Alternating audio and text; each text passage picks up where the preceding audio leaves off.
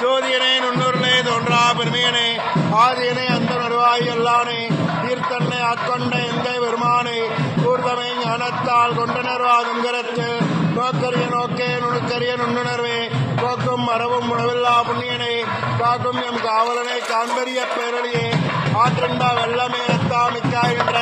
தோற்றச் சொல்லடியாய் சொல்லாத நுண்ணுணர்வாய் மாற்றமா மையகத்தின் வெவ்வேறே வந்தறிவாம் தேற்றனே தேற்றத் தெளிவே என் சிந்தனையுள் கூற்றான உண்ணார முதே உடையானே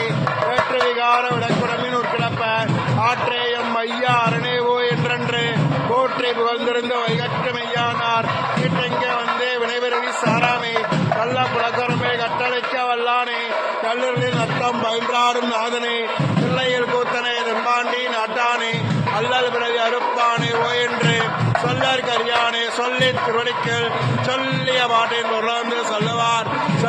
சோபனத்தில் உள்ளார் சுரடிக்கள் கல்லோரும் ஏத்த பணிந்து திருச்சிற்றம்பலம்.